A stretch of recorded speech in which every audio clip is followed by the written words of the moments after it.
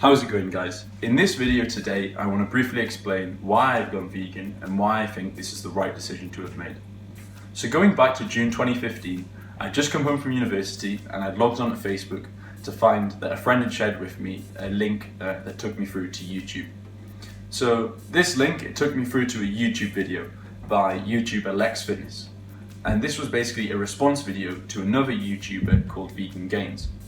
Vegan Gains had previously called out Lex Fitness. He'd called him out on things such as Lex's diet advice, which he'd given to his wife. When your girlfriend looks like this, erections become pretty overrated anyway. And then also Lex's claim that he's a natural lifter. He's a natural bodybuilder. I'm sure it's just the special supplements he takes that makes him look like he's on steroids. Basically, Lex's counter-argument to Vegan Gains was, here's a time, here's a place, come and fight me. So come on down, 4 PM, H2 Performance in Blayville, yeah? You're a twat. The video also includes some awkward fighting footage where Lex basically punches a bag, which I think is supposed to be intimidating in some way.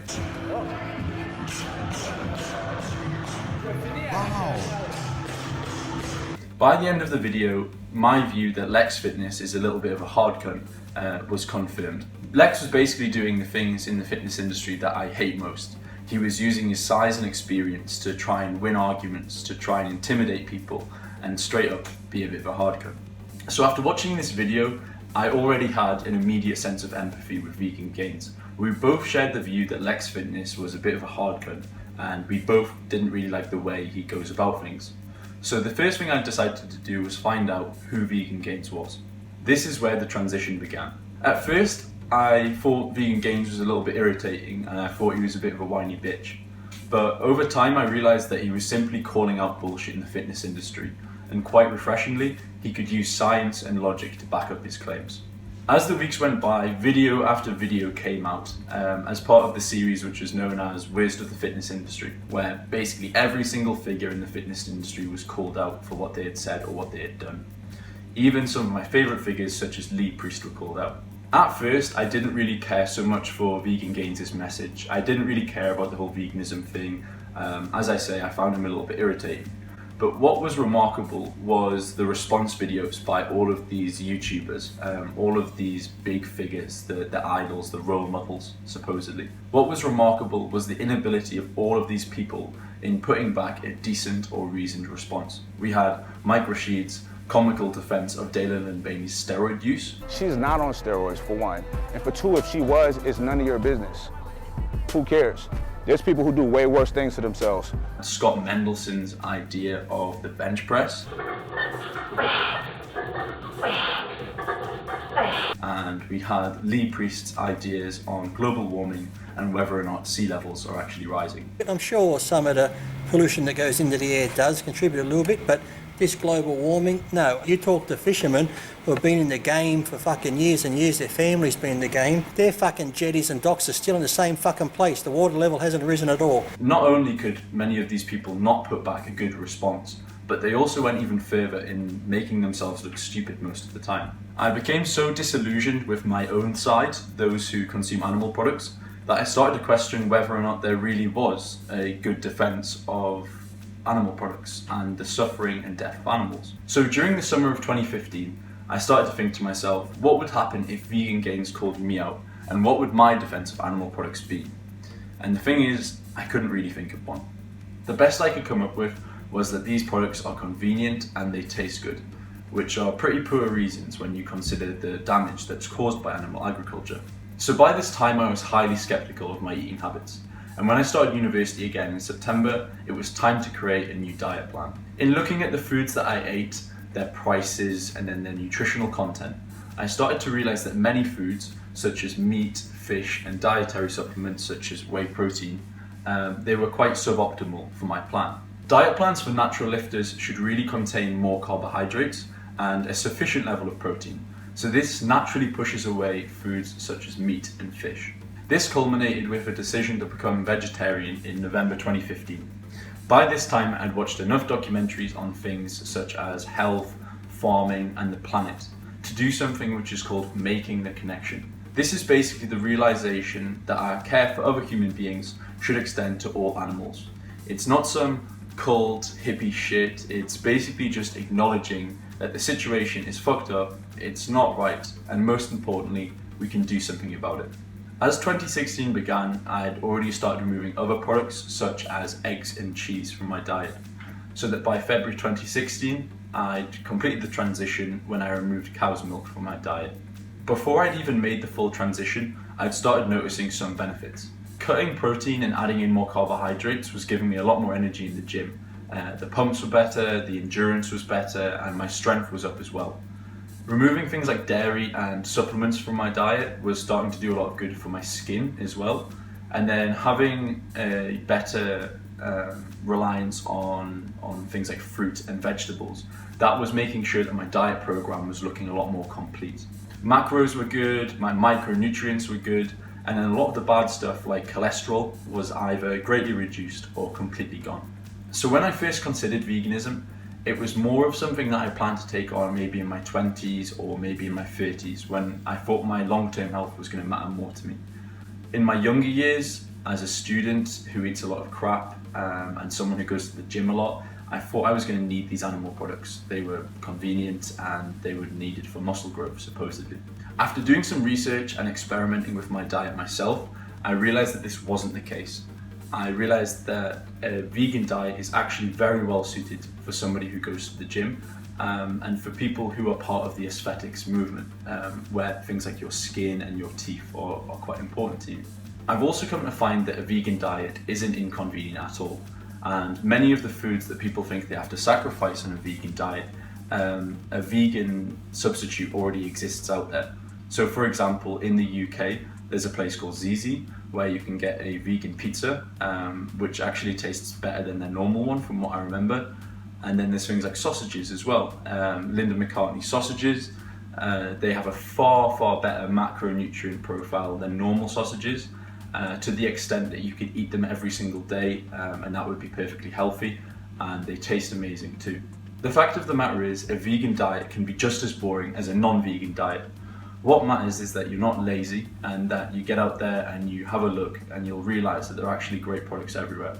Convenience and taste are, in my opinion, the two main reasons for why people don't make the switch to a vegan diet.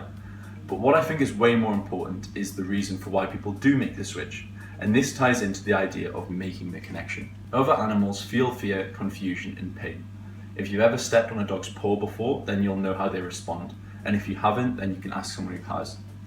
Whenever you step on a dog's paw or you hurt an animal, you usually get that immediate sense of guilt and that sense of needing to reconcile with the dog or the other animal.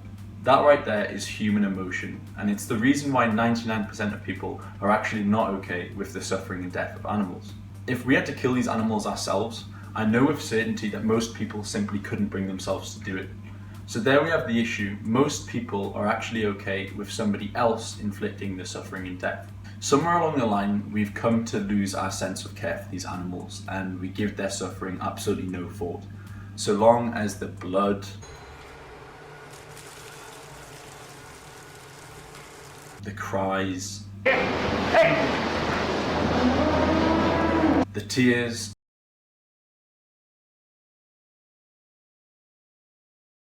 and the smell are away from us, we're suddenly okay with it. My decision to make the switch is overwhelmingly based on my view that it's right to act on your convictions. If you identify something is wrong, then you must do your best to try and put it right, especially when you are standing up for those who are helpless and who have no voice. At some point not so long ago, we took the right step of not caring about what race you were, which involves things such as your skin colour. So I ask, why is it that we still haven't looked beyond species, which involves other things such as the number of legs that you might have? I think that to just draw the line there on the basis of species, it's quite arbitrary and it kind of fails any real rational thinking when you consider the fact that all animals are able to suffer, they feel pain, they feel loneliness and sadness. People of all races today are very thankful for the fact that we did away with the racial lines that existed not so long ago, and we were able to get rid of the segregation that brought. So I really do hope that we can continue this justice and we can extend it to the other creatures of our planet too. Other important reasons for making the change include things such as health and the planet. On the topic of health, I'd ask that you now consider all the people you know or have known, and you ask yourself how many of those people had or have things such as cancer, heart disease, kidney disease, Alzheimer's or diabetes. And if your list is quite short, then you'll certainly see it explode if you ask someone like a parent or someone who's slightly older than you. Everywhere you look, people are getting these sort of illnesses and diseases. Their quality of life is deteriorating, and many of these people are still sadly dying today. But all of us, we think we're invincible, and we think that these sort of things surely won't happen to us. But the thing is, as time goes by, things like advances in medicine can only do so much. So for you to be able to say, that's not going to be me, I'm going to be different, the change has to start with you. And the sooner you make these changes, the greater your chance of avoiding these sort of things in later life. Avoiding things like smoking, heroin, and extreme sports just isn't going to cut it. The best changes are the ones that benefit you every single day, the things that help you routinely. Coincidentally, routine happens to be our thing, with our gym programs and then our diet programs as well. So with a plant-based diet as the foundation of your good health, with the gym being there too for fighting heart disease and cancer, and then also maybe drinking or taking drugs either not at all or only occasionally, you start to do yourself a massive, massive favor from today. So this decision causes a few changes. First of all, I obviously won't be including any animal products in future diet videos. I'll be trying to put to sleep the myth that vegan lifters can't make any gains. And then I'll also, most importantly, be doing my part to put an end to the greatest injustice which our planet currently faces. Because during the course of this video, over 2 million animals have been ground up alive, they've been skinned and boiled alive, have been gutted and had their throats cut, and have suffered excruciating pain in places that are often lonely, dark and cold. That's 2 million animals in places that do exist, and they're often not very far away from you. The biggest change is that I am now fighting that number, because switching to a vegan diet saves over 200 animals every single year.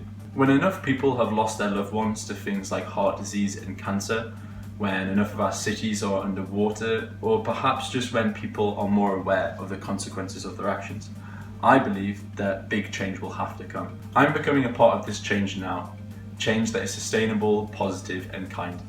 And I encourage you to help yourself and others by making this change also. Thank you for watching this video, and I'll leave you now with a quote which I heard from vegan YouTuber The Hench Herbivore: "Be the change that you wish to see in the world."